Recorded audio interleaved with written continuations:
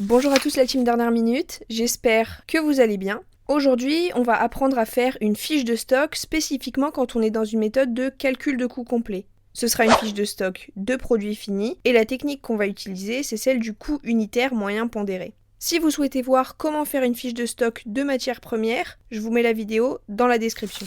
Pour pouvoir faire une fiche de stock de produits finis, vous devez déjà avoir calculé leur coût de production et vous devez avoir une donnée sur leur stock initial. Si vous êtes dans une entreprise qui n'a pas de stock initial de produits finis, alors dans ce cas-là, vous n'avez pas à faire de fiche de stock et vous pouvez directement passer au calcul du coût de revient. Le contexte de notre exercice est le suivant. On est des gestionnaires dans une entreprise qui fabrique des plaques P1 et P2. Aujourd'hui, on va faire la fiche d'inventaire pour les plaques P1 et P2 et c'est une étape qui va nous permettre de déterminer le coût de production des produits vendus.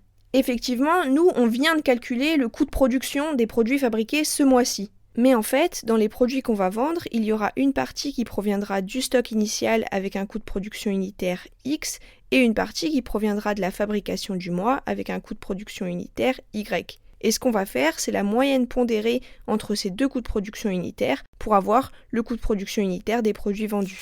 Donc on va pouvoir commencer par nos plaques P1. Vous prenez le tableau suivant. On va commencer par le stock initial. Donc pour celui-ci, on regarde dans l'énoncé. On peut voir qu'on a 200 plaques P1 et que leur coût de production global est de 41 700 €. Et vous pouvez ou non calculer le coût de production unitaire. Ensuite, on peut passer à nos entrées. Ce qu'il faut retenir, c'est que dans une fiche de stock de produits finis, les entrées, elles correspondent à la production du mois. Donc ici, nos entrées, elles correspondent aux plaques P1 qu'on a fabriquées ce mois-ci. Comme moyen mémotechnique, ce que vous pouvez retenir, c'est que la ligne entrée, c'est la même que la dernière ligne de votre tableau du calcul du coût de production de votre produit. Donc on reprend notre tableau et on peut voir qu'on a fabriqué 2500 plaques P1, que chacune a un coût de production de 196,08 € et qu'au total ça nous fait 490 200 €. La troisième étape, c'est de faire le total des stocks avant les sorties. Et c'est cette étape qui va nous permettre de calculer le coût unitaire moyen pondéré. Donc en quantité, 200 plus 2500, ça nous fait 2700. On fait aussi la somme des montants, ça nous donne 531 900. Pour calculer notre coût unitaire moyen pondéré, on va diviser la somme des montants par la somme des quantités. Donc ça fait 531 900 divisé par 2700 et ça nous donne 197. Ce que vous pouvez retenir de ce résultat, c'est que en moyenne, le coût de production des produits qu'on a en stock est de 197 €. Et du coup, le coût de production des produits vendus sera de 197 €. Si vous souhaitez comprendre davantage le calcul du coût unitaire moyen pondéré, je vous l'explique dans la description.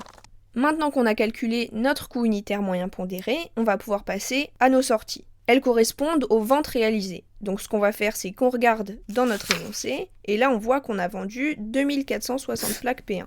Dans la case prix unitaire, on va devoir mettre notre coût de production des produits vendus. Et comme je vous l'ai expliqué précédemment, ce coût de production des produits vendus, il correspond au coût unitaire moyen pondéré qu'on vient de calculer. Donc dans la case prix unitaire, on va mettre 197. On calcule notre montant total, 2460 fois 197, ça nous donne 484 620 €.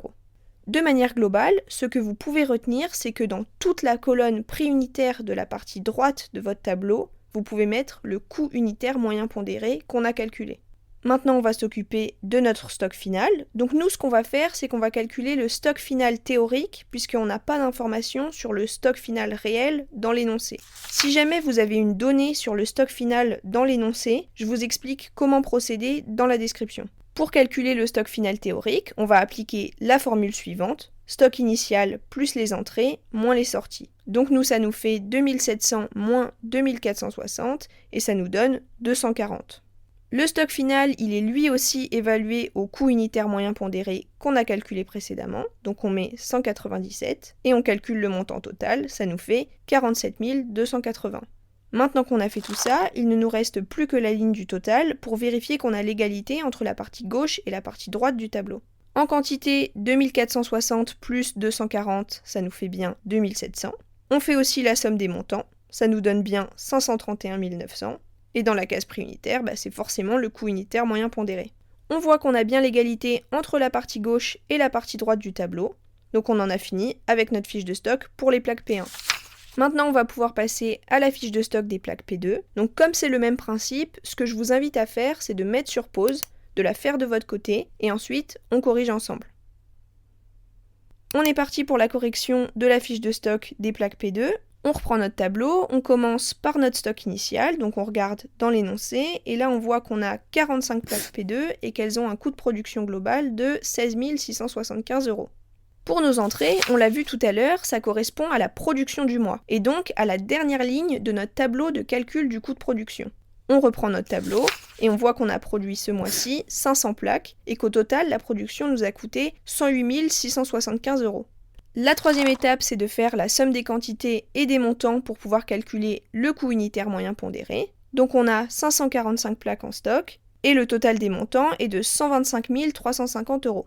Pour calculer notre coût unitaire moyen pondéré, on divise la somme des montants par la somme des quantités. Donc ça nous fait 125 350 divisé par 545, et ça nous donne 230. C'est-à-dire qu'en moyenne, le coût de production unitaire de notre stock est de 230 €, et que également le coût de production unitaire des produits vendus sera de 230 €. On va maintenant pouvoir s'occuper de nos sorties. Donc on l'a vu, elles correspondent à la quantité de plaques qu'on va vendre. Donc là on regarde dans notre énoncé et on voit qu'on en vend 515. Dans la case prix unitaire, n'oubliez pas, on met bien le coût unitaire moyen qu'on vient de calculer, donc 230. On calcule notre montant total, 515 fois 230, ça nous fait 118 450.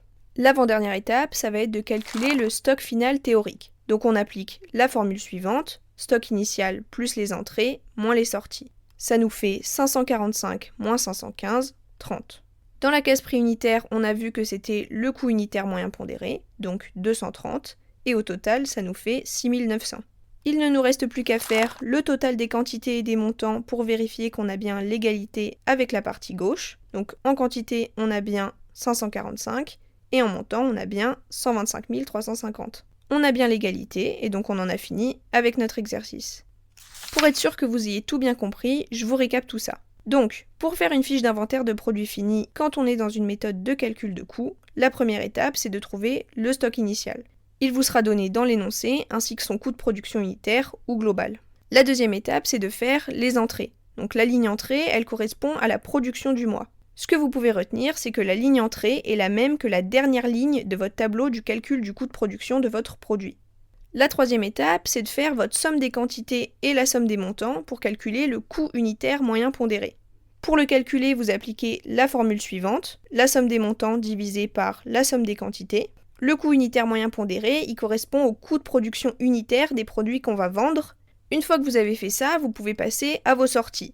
Elles correspondent à la quantité de produits que vous allez vendre. Donc vous trouverez cette donnée dans l'énoncé. Dans la case prix unitaire, vous n'oubliez pas de mettre le coût unitaire moyen de pondéré que vous venez de calculer, et vous calculez votre total en faisant quantité fois prix unitaire. L'avant-dernière étape, ça va être de calculer le stock final théorique avec la formule suivante, stock initial plus les entrées moins les sorties. Et dans la case prix unitaire, vous mettez également le coût unitaire moyen pondéré.